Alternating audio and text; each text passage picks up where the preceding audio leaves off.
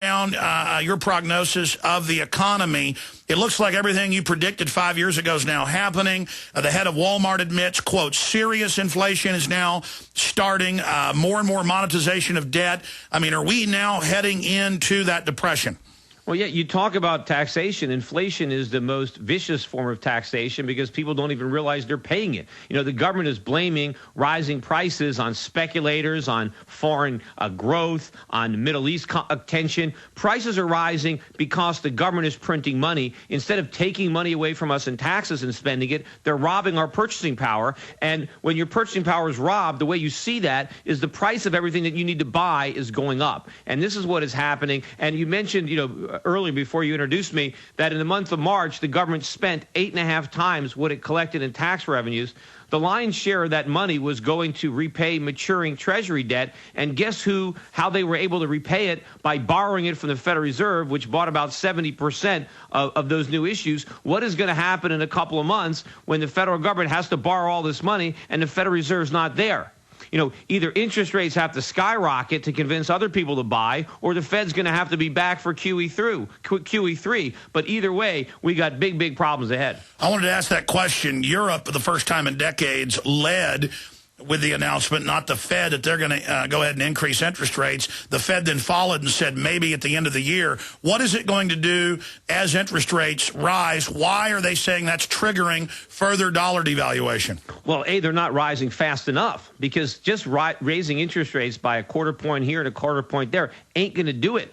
You're still behind the curve. The Fed has to get aggressive to fight inflation, but the problem is it can't get aggressive because the entire phony recovery that we have going is built on a foundation of cheap money and cheap credit. And if you take that foundation away, the whole thing will implode. So the Fed is in a box that if it wants to pretend the economy is growing, it has to keep rates down and let inflation run out of control. All it can do is lie about it, pretend it doesn't exist, and then when it shows up, blame it on somebody else. So what's the time frame here? I mean, you predicted the collapse of the Fannie and Freddie. You predicted what happened in October of 2008. What's on the horizon, and what's right down the street, and what's standing right in front of us? Well, I don't know exactly how much time we have. I think you can measure it just a few short years, and it might not even be that much time. It might be 6 months. I think a much greater financial crisis is coming. You know, what we had in 2008 was the overture. The opera has only just begun. And the reason it's going to be so bad is because of all the things the government did to save us from the pain. They didn't save us from the pain. They postponed it, but made it much worse. And I think, you know, you mentioned earlier about, NotHaus and how the government is, trying to turn what he did into a counterfeiting or an act of terrorism. If you look at what the government is doing, they are laying the foundation for making it illegal to buy gold and silver or sell gold and silver, because what they said was that NotHaus was a terrorist. And what did he do? Right? He didn't counterfeit U.S. currency. He created an alternative. He tried to advocate using his Liberty dollars instead of using U.S. dollars. He wasn't trying to confuse people over what they were. He didn't try to create them so that he could pass them off pretending they were legitimate U.S. currency. His plan, he was saying U.S. currency is no good. It's going to get inflated away, so hold on to this instead. And what the government says is that act, the act of offering an alternative to the dollar, makes you a terrorist. Well, if he's a terrorist, I'm a terrorist. I got a precious metals company, Euro Pacific Precious Metals. I recommend that people buy gold and silver. I sell gold and silver. In my most recent newsletter, I recommended using gold and silver as a form of barter. And so am I undermining the U.S. monetary system? No, the globalists, by devaluing the dollar, by monetizing debt, they're the ones that are doing it. And so now they're scared of alternatives that publicly challenge them. And it's a very dangerous precedent. Absolutely. The one who's undermining our monetary system is Ben Bernanke. It's Congress. They're debasing the money. But what the government doesn't want is Americans to have an escape valve. They don't want Americans to have an alternative. They want to keep us bottled in that currency so they can keep stealing its value. And this shows you it's the camel's nose under the tent. First they go after this guy, and then they expand it, and eventually it's illegal to own it. You can't, because if somebody owns gold, they're undermining our monetary system. After all, they could have been saving in dollars. I'm telling people to buy gold, not to save dollars. Well, I'm undermining our monetary system. Well, the problem is it's already been undermined. I understand that, so I'm trying to get Americans to understand that if they don't want to be broke, that they need to save something of real intrinsic value, and the government doesn't want anybody doing that. Well, it's really simple. You've come out with a car and we've come out with a car that works better, has high quality. We're telling people that a certain dealership has a record of selling cars that break down when you drive them off the lot, and the car dealership has sent police to basically try to arrest us. I mean, that's really what it comes down to. They don't want reality of precious metals getting in the way of their fraudulent system. Meanwhile, gold's at an all-time record high today. Finally, silver's at a new 31-year high, and it's not like that we're trying to make cars and pass them off as these lousy cars that the government is making. We are basically saying, no, the government's car is no good. Buy this one instead. Counterfeiting is when if somebody counterfeits a $100 bill, they make it look exactly like a $100 bill, and they go and spend it, and they hope the person thinks it's a legitimate $100 bill, a legal U.S. tender. That is not what anybody who is advocating gold and silver ownership is doing. In fact, they're specifically stating that money is no good. And get rid Absolutely. of it as fast as you Peter can. Schiff, stay there. Final segment coming up. We'll look more at the economy straight ahead with Peter Schiff. I'm Alex Jones, Infowars.com.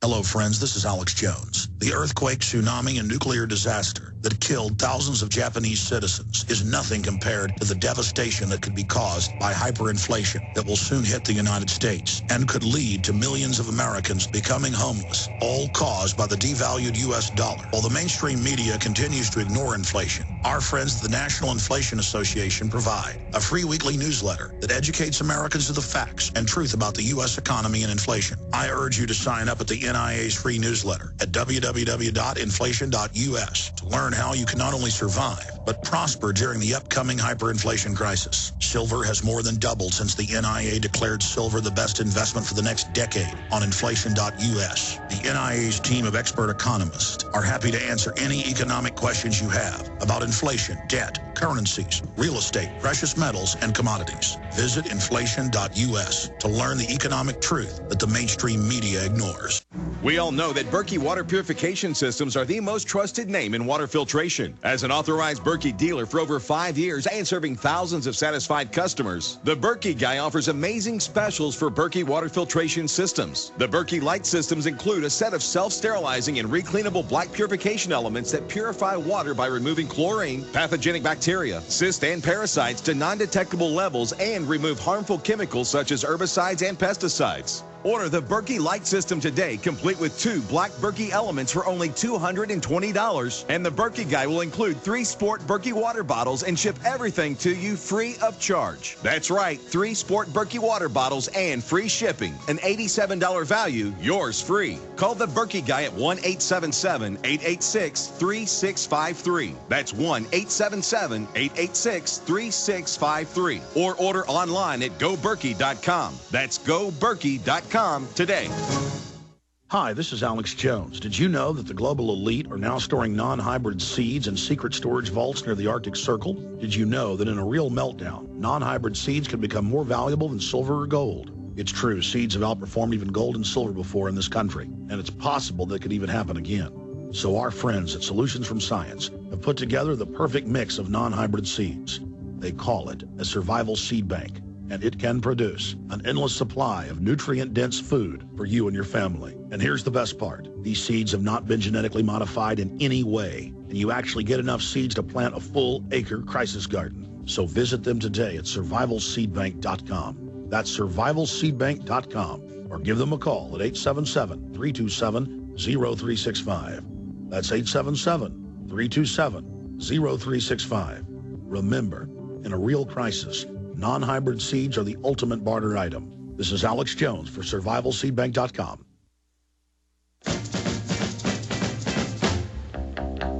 You look like an angel.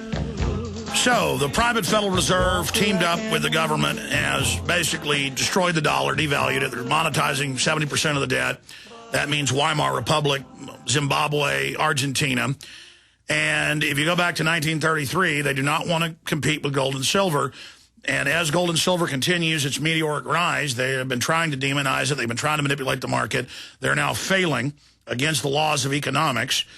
And we are just steamrolling into this crisis. The very banksters that engineered this are now going to pose as our saviors and try to bring in even more controlled economies as the answer, which never works. It works for them, not for the general public. Peter, how do we defeat these people?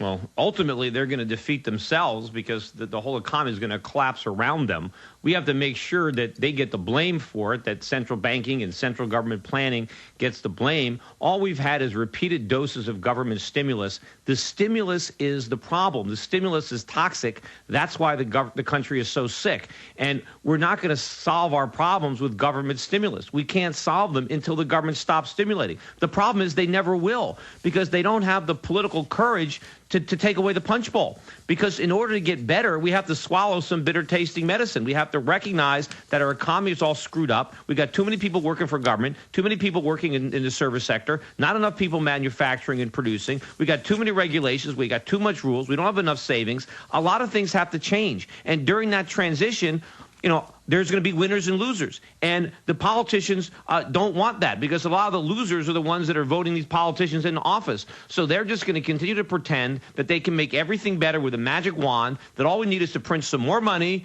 to have some more spending and more stimulus, and we'll solve these problems. We're going to overdose on government stimulus. They're going to kill this economy. And we're witnessing the beginnings of it right now. I mean, gold wouldn't be up $19 an ounce.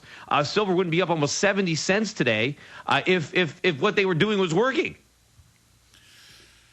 Now, are you concerned about this government shutdown, the Democrats trying to hold people hostage if they don't increase spending? Now, I'm concerned that it won't shut down. I mean, a government shutdown is the best thing that could happen to us because if the government doesn't shut down, then the country's going to shut down. The only way to save the country is to shut down the government and force spending cuts. I mean, we have a $1.6 trillion budget deficit for this year, and these clowns are arguing over whether we should cut that by $30 billion or $60 billion. That's peanuts. I mean, that's not going to do anything. The Republicans need to argue for real, meaningful cuts in government spending because now, even if they get what they want, it's meaningless. The whole economy is still going to collapse. Exactly. If we don't say no to the too big to fail derivatives model, then everything else is just academic. But expanding finally on that, to be clear about my point, just like in October of 2008, the Treasury and Fed held the country hostage, talked down the economy to cause that huge plunge to then get their bailout. I'm saying they're going to try to use a government shutdown as a way to hold us hostage to go along with the expanding debt.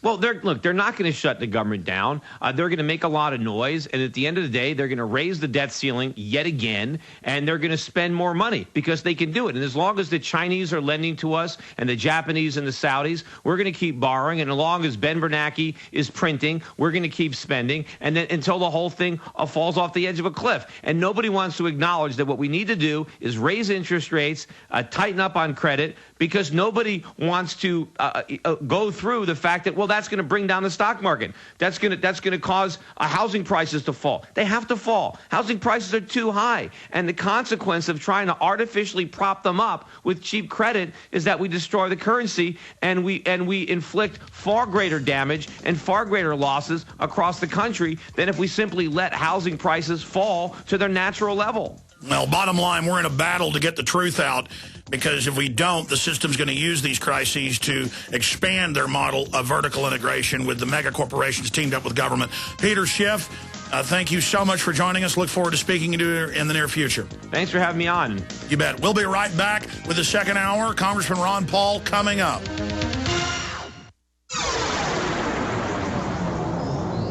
This is GCN, the Genesis Communications Radio Network.